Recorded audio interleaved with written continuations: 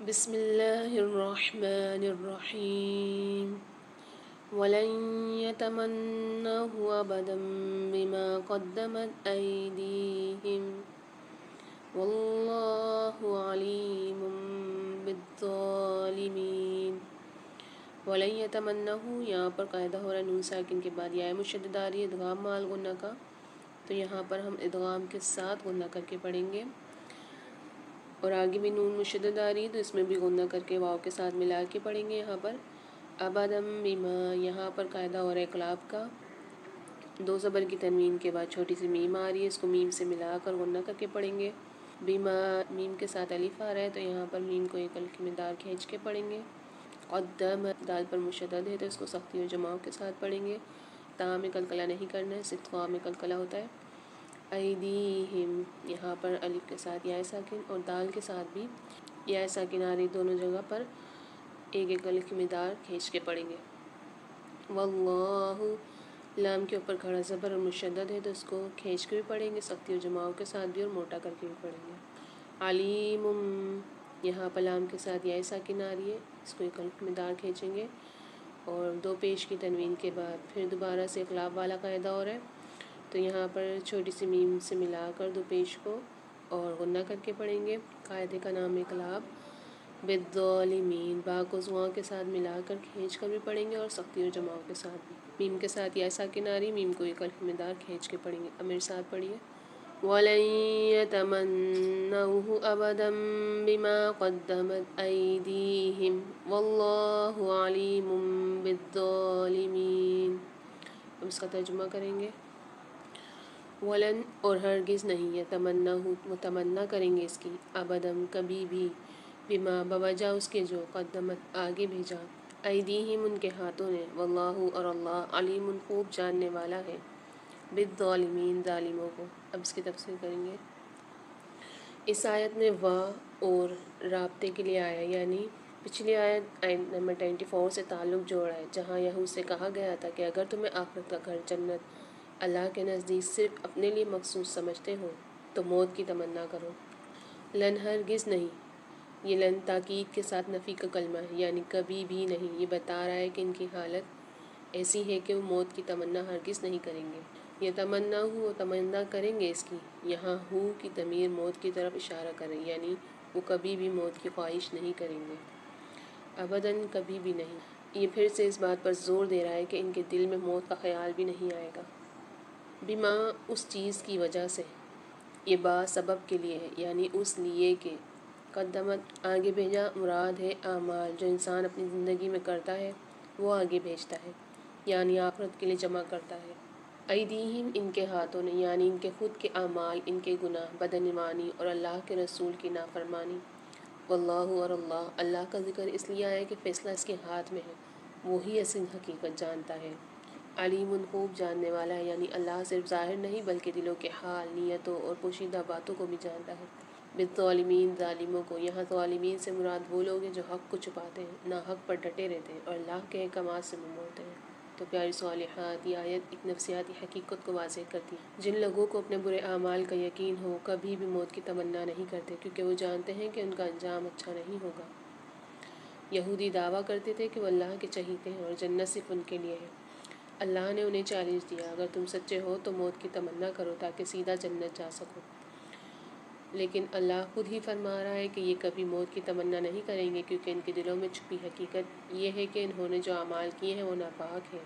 آج کے انسان کا حال بھی ایسا ہی ہے۔ جو شخص دنیا میں دھوکہ دیتا ہے، ظلم کرتا ہے، عبادت سے دور ہے، وہ مرنے کا نام سن کر ڈر جاتا ہے۔ مثلا جو سود کھاتا ہے مرنے سے ڈرتا ہے، جو دھوکہ دیتا ہے، رشوت لیتا ہے، وہ نہیں چاہتا کہ موت آئے، کیونکہ وہ جانتا ہے کہ آخرت میں جواب دینا ہے۔ جو ظالم ہے وہ مرنے سے بھاگتا ہے۔ سورہ جمعہ کی آیت نمبر 6 سے 7 میں قُلْ يَا أَيُّهَا الَّذِينَ هَادُوا إِن زَعَمْتُمْ أَنَّكُمْ أَوْلِيَاءُ لِلَّهِ مِن دُونِ النَّاسِ فَتَمَنَّوُا الْمَوْتَ إِن كُنتُمْ صَادِقِينَ۔ اگر تم سمجھتے ہو کہ تم اللہ کے چاہیتے ہو تو موت کی تمنا کرو اگر تم سچے ہو۔ وَلَا يَتَمَنَّوْنَهُ أَبَدًا بِمَا قَدَّمَتْ أَيْدِيهِمْ، لیکن وہ ہرگز موت کی تمنا نہ کریں گے، اس وجہ سے جو انہوں نے آگے بھیجا ہے۔ یہی مضمون دوبارہ بیان ہوا سورہ بقرہ میں آیا۔ انسان اپنے دل کا حال جانتا ہے، جو نیک ہے وہ موت سے نہیں ڈرتا، کیونکہ وہ جانتا ہے کہ اگلا گھر بہتر ہے۔ جو گناہ میں ڈوبا ہے وہ موت کا نام سنتے ہی پریشان ہو جاتا ہے۔ اللہ فرما رہا ہے اگر تم سچے ہو کہ جنت تمہاری ہے تو موت کی تمنا کرو، لیکن تم کبھی بھی ایسا نہیں کرو گے کیونکہ تم جانتے ہو کہ تمہارا اعمال کیا ہے۔ اب سیکنڈ آیت نمبر 96 پڑھیں گے۔ وَلَتَجِدَنَّهُمْ أَحْرَصَ النَّاسِ عَلَى حَيَاةٍ وَمِنَ الَّذِينَ أَشْرَكُوا يَوَدُّ أَحَدُهُمْ لَوْ يُعَمَّرُ أَلْفَ سَنَةٍ وَمَا هُوَ بِمُزَحْزِحِهِ مِنَ الْعَذَابِ أَن يُعَمَّرَ وَاللَّهُ بَصِيرٌ بِمَا يَعْمَلُونَ۔ وَلَتَجِدَنَّهُمْ میں نون کے اوپر مشدد ہے تو اس کو یہاں پر غنہ کر کے پڑھیں گے ہم۔ احرص الناس میں حا کی آواز واضح ہونی چاہیے، اس قوت کو نون کے ساتھ ملا کر غنہ کر کے پڑھیں گے اور نون کو ایک الف مقدار کھینچ کے پڑھیں گے۔ علی حیات، لام کے اوپر کھڑا زبر ہے، لام کو ایک الف مقدار کھینچیں گے، یا کے اوپر بھی کھڑا زبر ہے، یا کو بھی ایک الف مقدار کھینچ کے پڑھیں گے۔ وَمِنَ الَّذِينَ أَشْرَكُوا، دال کے ساتھ یا ساکن ہے اور کاف کے ساتھ بھی واو ساکن ہے، دونوں کو ایک ایک الف مقدار کھینچ کے پڑھیں گے۔ یود احدہم، دال کے اوپر مشدد آ رہی ہے، واو کو دال کے ساتھ ملا کے سختی و جماؤ کے ساتھ پڑھیں گے۔ لو یعمر، لام کے ساتھ واو ساکن ہے، لام کو ایک الف مقدار کھینچیں گے۔ میم کے اوپر مشدد آ رہی ہے تو عین کو میم کے ساتھ ملا کے غنہ کر کے پڑھیں گے۔ الف سنہ، یہاں پر تا جو ہے وہ ہاں میں بدل جائے گی کہ یہاں پر واف ہو رہا ہے۔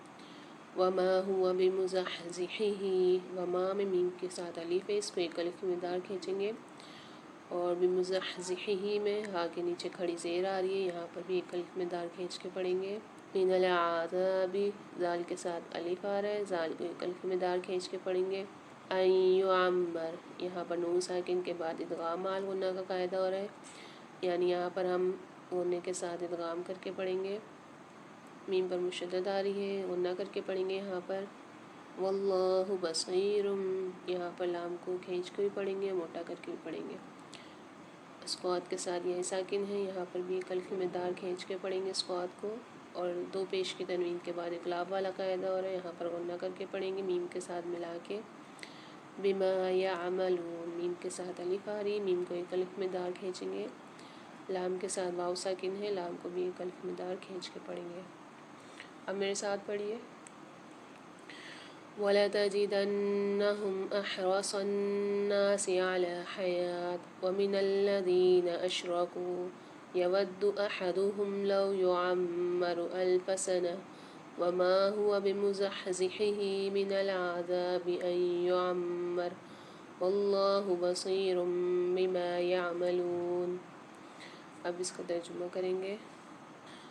وَلَتَجِدَنَّهُمْ، اور البتہ تم ضرور پاؤ گے انہیں، احرصا سب سے زیادہ حریص، الناسی لوگوں میں، علی حیات زندگی پر، وَمِنَ الَّذِينَ، اور ان سے بھی جنہوں نے اشرکوا شرک کیا، یودو چاہتا ہے، احدہم جو ہر ایک ان کا، لو کاش، یعمر وہ عمر دیا جائے، الف ہزار، سنتی سال، وما حالانکہ نہیں ہوا وہ عمر کا ملنا، بمزحزحہ بچانے والا اسے، من العذاب عذاب سے، ان اگرچہ یعمر وہ عمر دیا گیا، واللہ اور اللہ بصیر خوب دیکھنے والا ہے، بما اسے جو یعملون وہ عمل کرتے ہیں۔ اس کی تفصیل کریں گے۔ اس آیت میں ہمیں بتایا جا رہا ہے کہ یہودی زندگی کتنے زیادہ حریص تھے۔ وَلَتَجِدَنَّهُمْ، اور تم ضرور پاؤ گے ان کو، لا تاکید کے لیے، یعنی اللہ کے نبی صلی اللہ علیہ وسلم ہر سچائی تلاش کرنے والا شخص یہ حقیقت خود دیکھے گا کہ تجدنہم، یعنی تم ان یہودیوں کو ضرور پاؤ گے، احرص الناس سب انسانوں سے زیادہ حریص، احرص حرص سے ہے مطلب لالچی، چمٹے رہنے والے، شدید خواہش رکھنے والے کسی چیز پر، علی حیات یعنی زندگی پر۔ یہاں لفظ حیات کو بغیر صفت کے رکھا گیا، مطلب یہ کہ کوئی اچھی یا باعزت زندگی نہیں، بس زندہ رہنے کی ضد۔ وَمِنَ الَّذِينَ أَشْرَكُوا، اور مشرکوں سے بھی، یعنی یہودی اتنے حریص ہیں کہ مشرک جو اللہ کو نہیں مانتے وہ بھی زندگی سے اتنے چمٹے نہیں جتنے یہ۔ یود احدہم، ان میں سے ہر ایک چاہتا ہے، یود یعنی آرزو رکھتا ہے، خواہش کرتا ہے، لو یعمر الف سنہ، کاش وہ 1000 سال تک زندہ رہے، یعنی دل کی یہ حالت ہے کہ 1000 سال تک بھی موت نہ آئے۔ لیکن سوال یہ ہے کہ یا اتنی لمبی زندگی کام آئے گی؟ وما ہوا بمزحزحہ من العذاب، اور وہ اسے عذاب سے دور نہیں کر سکے گی، یعنی چاہے 1000 سال جیے لیکن اگر وہ گناہوں پر قائم ہے تو یہ عمر اسے اللہ کے عذاب سے نہیں بچا سکتی۔ ایو عمروں کہ وہ عمر پائیں، یعنی لمبی عمر پانا، زندگی کا لمبا عرصہ گزارنا۔ واللہ بصیر بما یعملون، اور اللہ خوب دیکھنے والا ہے جو وہ کرتے ہیں، یعنی کوئی عمل، کوئی نیت، کوئی دھوکہ اللہ سے چھپا ہوا نہیں ہے۔ تو پیاری صالحات، یہ آیت ہمارے دل کے حال پر روشنی ڈالتی ہے۔ یہود کی حالت، وہ آخرت پر ایمان کا دعویٰ کرتے تھے لیکن موت سے ڈرتے تھے اور دنیا سے چمٹے رہتے تھے، صرف جینا چاہتے تھے، چاہے عزت ہو یا نہ ہو، سچ ہو یا جھوٹ، پر زندگی لمبی ہو۔ یعنی آپ یہود کو زندہ رہنے پر سب لوگوں سے زیادہ حریص پائیں گے، خواہ انہیں کسی بھی طرح زندہ رہنا پڑے، غلام بن کر یا عزت و آبرو کی بربادی کے ساتھ۔ مشرکین بھی زندہ رہنے کے بہت خواہشمند ہیں، کیونکہ ان کے سامنے صرف دنیا ہی کی لذتیں ہیں، آخرت پر ان کا یقین نہیں۔ آخرت سے متعلق انہیں نہ کچھ خوف ہے نہ امید، مگر یہودی زندہ رہنے پر ان سے بھی زیادہ حریص ہیں، کیونکہ مشرکین مرنے کے بعد زندہ ہونے کا عقیدہ ہی نہیں رکھتے، اس لیے وہ موت سے اتنا نہیں ڈرتے جتنا یہودی ڈرتے ہیں، جنہیں خوب علم ہے کہ نبی آخر الزماں کو جاننے پہچاننے کے باوجود ان کے ساتھ کفر کے نتیجے میں انہیں کیا رسوائی اٹھانا پڑے گی۔ اس لیے ان کا ہر شخص 1000 برس زندہ رہنے کی خواہش رکھتا ہے، اور کیسی ہی ذلیل زندگی ہو، لیکن آخرت کے عذاب سے تو ہر حال میں بہتر ہے۔ اللہ پاک نے فرمایا ہے کہ ان کے کسی شخص کو لمبی عمر مل بھی جائے تو اس عذاب سے بچانے والی ہرگز نہیں۔ تو پیاری صالحات، آج ہم میں بھی وہی رویے نظر آتے ہیں، موت کا خوف لیکن اصلاح نہیں۔ ہر بندہ موت سے ڈرتا ہے لیکن توبہ، نماز، حقوق العباد کی فکر نہیں کرتا، اللہ کے حضور جانے کی تیاری نہیں، بس دعائیں اللہ لمبی عمر دے۔ آج ہر طرف اینٹی ایجنگ کریمیں، ڈاکٹر، علاج، بیماریاں، خوف و ہراس، مقصد بس موت نہ آئے، بے مقصد زندگی کی حرص۔